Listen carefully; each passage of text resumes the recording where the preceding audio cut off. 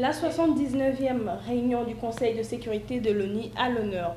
L'actualité de ce jour fait état de plusieurs discussions tenues à New York. Madame, Monsieur, bonsoir et bienvenue à cette revue de presse du jeudi 26 septembre 2024.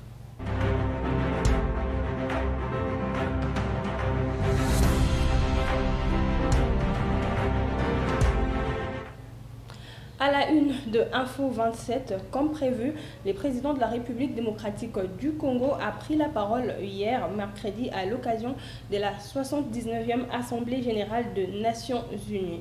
Il a mis en lumière la situation sécuritaire dans l'est du pays. Avec un total de 7 millions de déplacés internes, le chef de l'État congolais a appelé la communauté internationale à condamner fermement ces actes et à imposer des sanctions ciblées contre le Rwanda pour son rôle de déstabilisateur. La RDC a également annoncé sa candidature pour un siège de membre non permanent au Conseil de sécurité des Nations unies pour la période 2026-2027.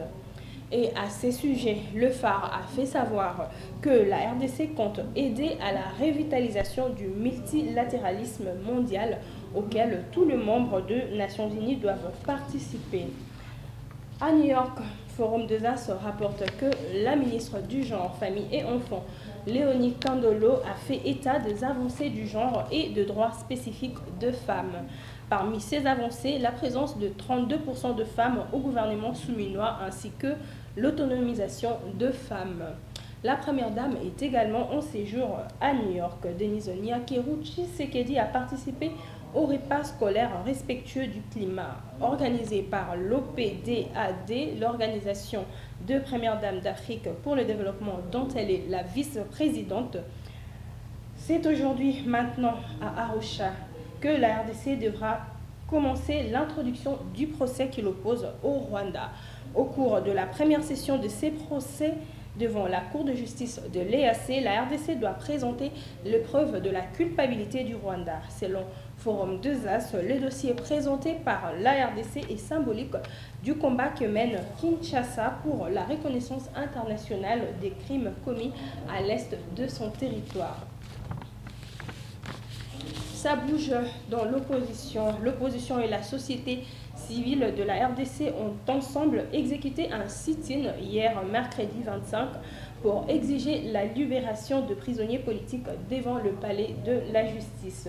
La Prospérité parle de la dénonciation d'abus et dérives multiformes du régime Tshisekedi. Ces militants accusent le pouvoir actuel d'étouffer tout élan démocratique et demandent plutôt l'arrestation de ceux qu'ils appellent voleurs. À l'Assemblée nationale, le président Vital Kamerhe a invité les animateurs de la Cour de compte pour des échanges avec les élus nationaux. Info 27 rapporte que cet exercice va permettre aux élus nationaux d'être suffisamment outillés en matière d'audit pour mener objectivement leur mission de contrôle du gouvernement.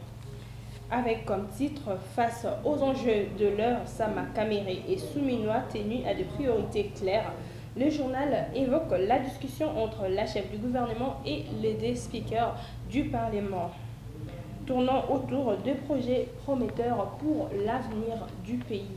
Merci à vous de nous avoir suivis et bonne suite de programme sur Éléphant Télévision.